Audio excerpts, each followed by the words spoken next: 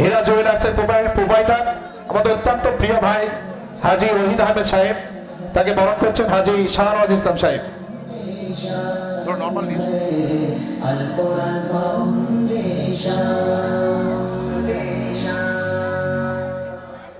হ্যাঁ তাড়াতাড়ি।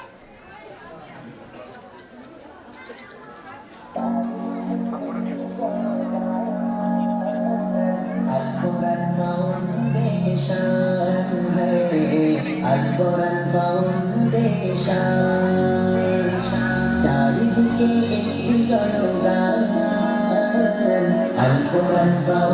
আমরা বরণ করে নেব আমাদের হাসান ভাই, আকবর ভাই। আকবর ভাইকে আসার জন্য অনুরোধ করছি। আমাদের আরিফ আলী সাহেব বরণ করেছে তিনজনকে আমরা একসাথে। আকবর ভাই একটু দ্রুত। হ্যাঁ সবাই আসেন, সবাই আমরা টিম সবাই আসেন। যাদের শক্তিতে ভাইজান, যাদের সহযোগিতা মানে ফোন করলে হ্যালো মানে এটা লাগবে না, ঠিক আছে। তো যাদের শক্তিতে আমিও শক্তি পাই, আমাদের আকবর ভাইয়ের টিম মোবারকপুর, তাদের আসার জন্য অনুরোধ করছি। একটি জনগান আল কোরআন ফাউন্ডেশন, আল কোরআন ফাউন্ডেশন। আলোর পথে তাকে যে নামদার হলো আল কোরআন, অন্ধকারে আলোর কায়া সঠিক পথের সন্ধান। আলোর পথে তাকে যে নামদার হলো আল কোরআন, অন্ধকারে আলোর কায়া। আমরা ছোট্ট তার মাঝখানে ভাইরা আছেন, রেডি করছেন। আমাদের প্রিয় ভাই মোহাম্মদ আফতাবউদ্দিন সাহেব বক্তব্য দেবেন, বরণ করবো। তারপর আমাদের অত্যন্ত প্রিয় কলম পত্রিকার ডাইরেক্টর, মাইনরিটি কমিশনের চেয়ারম্যান জনাব মোহাম্মদ হাসান ইমাম সাহেব বক্তব্য দেবেন, তারপরে ইনশাআল্লাহ। আল কোরআন ফাউন্ডেশন, আল কোরআন ফাউন্ডেশন।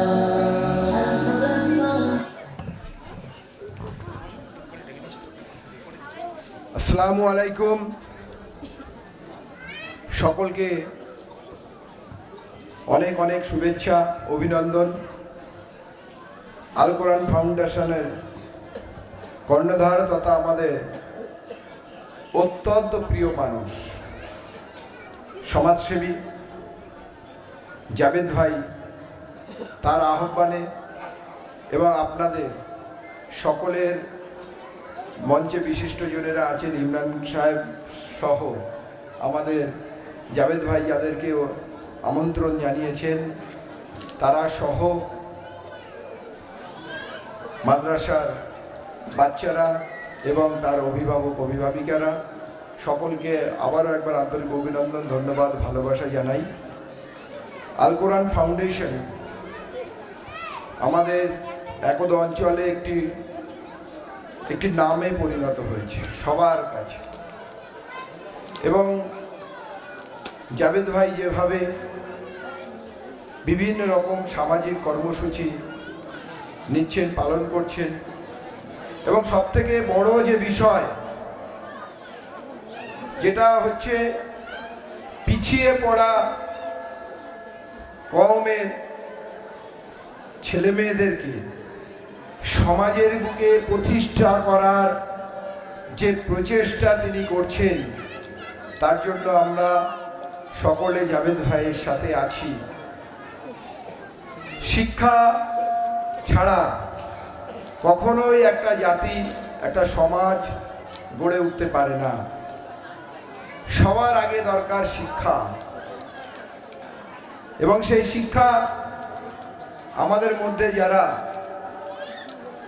শিক্ষা চেতনা যারা আনে তাদেরকে অবশ্যই সম্মান প্রাপ্য, অবশ্যই সম্মান দেওয়ার মালিক উপরওয়ালা। নিশ্চয়ই জাবেদ ভাই সহ সেই প্রচেষ্টা যারা করছেন তাদেরকে আল্লাহ নিশ্চয়ই সেই সম্মানে সম্মানিত করবেন।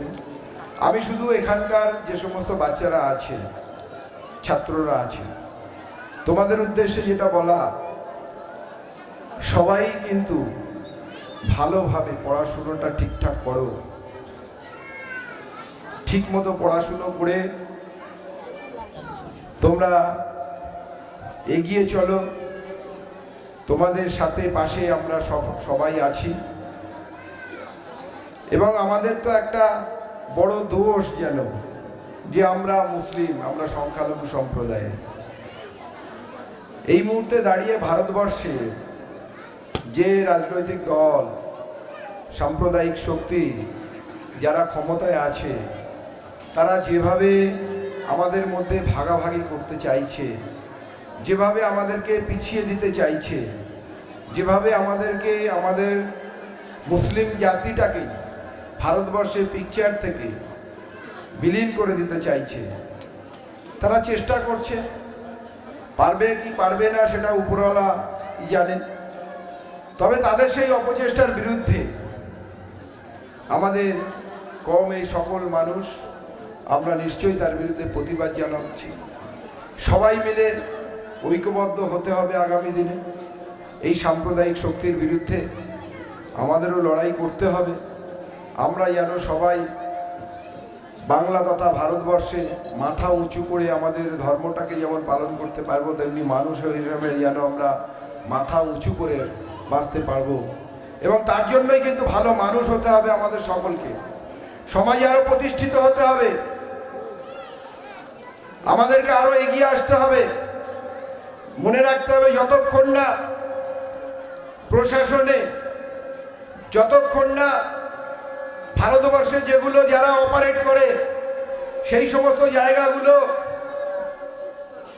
উচ্চশিক্ষায় শিক্ষিত হয়ে সেই জায়গাগুলো আমরা দখল না করতে পারবো, ততক্ষণ না কিন্তু মনে রাখতে হবে এরা আমাদেরকে পদলোহন করার চেষ্টা করবে। অনেক এই মুহূর্তে আজকের ডেটেও আমরা দেখছি যে অনেক জায়গায় শুধুমাত্র মুসলিম হওয়ার কারণে মাদ্রাসার ছাত্র বা অন্য প্রতিষ্ঠিত ছাত্রদেরকে অনেক জায়গায় ভর্তি নেওয়া হয় না, বা যোগ্যতার ভিত্তিতে যদি ভর্তি নেওয়াও হয়, পরবর্তীকালে আমরা দেখেছি সেই কলেজগুলোকে পর্যন্ত বন্ধ করে দেওয়া হয়। এরকম চেষ্টা ভারতবর্ষে চলছে। সেই সব কিছুকে ওভারকাম করেও আমাদেরকে এগিয়ে যেতে হবে, সমাজে আমাদেরকে প্রতিষ্ঠিত হবে, রাজনীতির জগতেও আমাদের প্রতিষ্ঠিত হতে হবে। মনে রাখতে হবে, ইমরান হাসান সাহেবরা রাজনীতিতে যতটা প্রতিষ্ঠিত হবে, ক্ষমতাটা আনবে, তত বেশি আমাদের কমের জন্য লাভবান হব। লাভবান হতে গেলে আমাদের সবাইকে কিন্তু সমাজের সব স্তরে আমাদেরকে এগিয়ে আসতে হবে। তাই আজকে আর বক্তব্য দীর্ঘায়িত করব না। আমাদের অনেক ভালো ভালো বক্তা আছে, তারা আমাদের ধর্মীয় বিষয় বা অন্যান্য বিষয় নিয়ে সব কিছু আপনাদের সামনে পরিবেশন করবে। এবং ছাত্রছাত্রীরা এখানে বিভিন্ন রকম গজল বা নাতে রসুল সমস্ত কিছু পরিবেশন করছে। সবাইকে সেইগুলো নিয়েই সুন্দর অনুষ্ঠান হচ্ছে। সেই সুন্দর অনুষ্ঠানে আমাকে আমন্ত্রণ দাওয়াত জানানোর জন্য আমি জাভেদ ভাই সহ সকলকে আমার শুভেচ্ছা রইল। সবাই খুব খুব ভালো থাকবেন। খোদা হাফেজ। খুবই সুন্দর তানার বক্তব্য আমরা শুনে নিলাম। এখন জানার বক্তব্য শুনে নেব। জানার কথা শোনার জন্য আমরা সকলেই বসে আছি। যিনি সেই সংখ্যালঘু কমিশনের চেয়ারম্যান স্যার আহমদ হাসান ইমরান সাহেবের মুখ থেকে, আমরা স্যারের মুখ থেকে কিছু কথা, আমরা গুরুত্বপূর্ণ কথা গুরুত্ব সহকারে সকলে শুনব।